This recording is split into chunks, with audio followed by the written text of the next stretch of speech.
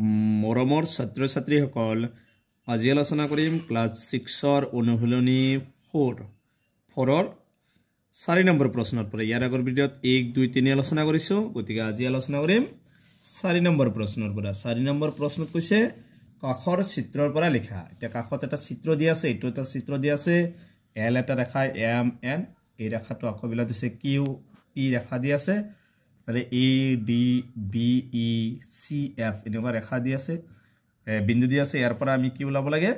এইকেইটা প্ৰশ্নৰ উত্তৰ দিব লাগে প্ৰথমটো প্ৰশ্নত কৈছে তিনিযোৰ সমান্তৰাল ৰেখাৰ নাম লিখা 2 নম্বৰ প্ৰশ্নত কৈছে যিকোনো চাৰিযোৰ কটাকটি কৰা ৰেখাৰ নাম লিখা কোনটোতে কটাকটি কৰিছে এইবিলাক ৰেখাৰ নাম লিখিব দিছে পি আৰু এম ৰেখা দুডালে কটাকটি কৰা বিন্দুটোৰ নাম পি আৰু এম এ কোনটো ৰেখা কটাকটি কৰিছে ৰেখাটোৰ নাম বিন্দুটোৰ নাম লিখিব দিছে এফ বিন্দুটো কোনযোৰ ৰেখাৰ ছেদবিন্দু আৰু এফ বিন্দুটো কোনযোৰ ৰেখাৰ ছেদবিন্দু ওলাব লাগে প্ৰথম প্ৰশ্নটো চাবা তিনিযোৰ সমান্তৰাল ৰেখাৰ নাম সমান্তৰাল ৰেখা কোনটো এল এলৰ সমান্তৰাল কি হ'ব এম এনেকৈ লিখিবা এল সমান্তৰাল এম এটা হল আকৌ এলৰ সমান্তৰাল কি হ'ব এন হ'ব এল সমান্তৰাল এন আকৌ এমৰ সমান্তৰাল এন তিনিযোৰ কৈছে গতিকে এল এম আকৌ এম এন আকৌ কি হ'ব এল এন এই তিনিযোৰ সমান্তৰাল ৰেখা 2 নম্বৰ প্ৰশ্নত কৈছে যিকোনো চাৰিযোৰ কটাকটি কৰা ৰেখাৰ নাম কটাকটি ৰেখাৰ নাম যিকোনো চাৰিযোৰ লিখিব দিছে গতিকে আমি প্ৰথমটো লিখিব দিম পি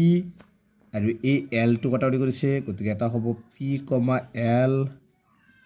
আৰু তো হ'ব কি হ'ব পি আৰু কি হ'ব এম টো কটাকটি কৰিছে পি এম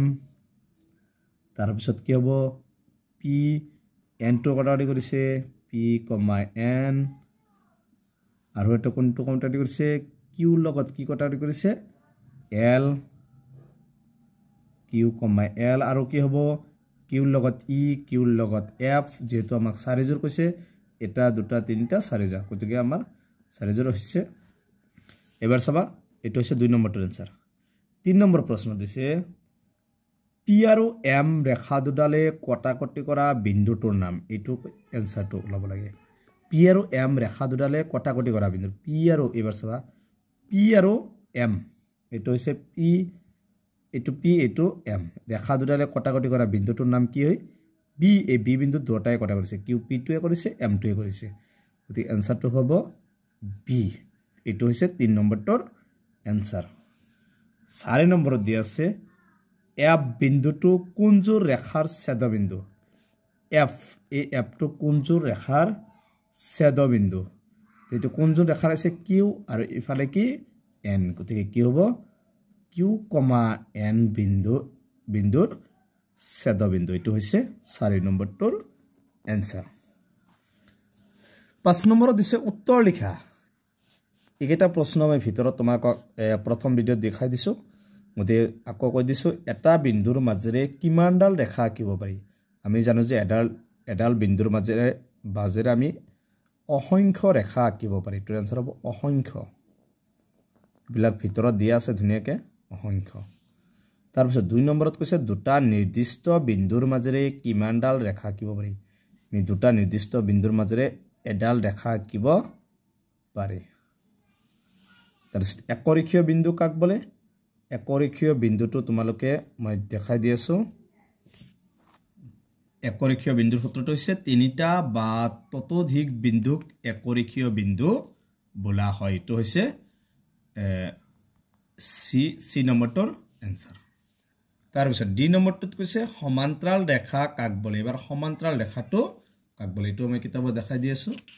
তাৰমানে সমান্তৰাল ৰেখা কাক বলে আমাৰ দুটা ৰেখা আছে এ বি সি ডি এই দুডাল সমান গতিকে দিছো এ আৰু বি এ আৰু সি ডি এ বি আৰু সি ডি ৰেখা দুডালে কটাকটি কৰা নাই আকৌ ৰেখা দুডাল দুয়োমূৰে বঢ়াই দিলেও ইহতে কটাকটি নকৰে এনেকৈ যদি আমি ইফালে বঢ়াই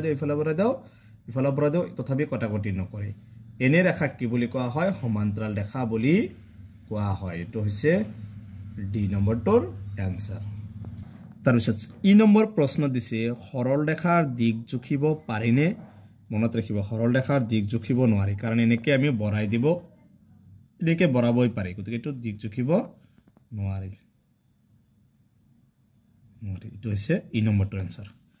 এফ নম্বৰটো দুডাল কটাকটি কৰা ৰেখাই কিমানটা বিন্দুত কটাকটি কৰে তাৰমানে দুডাল কটাকটি কৰা ৰেখাই কেইটা বিন্দুত কটাকটি কৰে এনসাৰটো কিমান হ'ব এটা এইটো হৈছে এফ নম্বৰটো গতিকে আমি লেসন 4 এৰ আটাইকেইটা প্ৰশ্নেৰ সমাধান কৰিলো গতিকে তোমালোকে যদি ভিডিওটো ভাল লাগে লাইক কৰিবা এন্ড চ্যানেলটো সাবস্ক্ৰাইব কৰিবা thank you for watching this video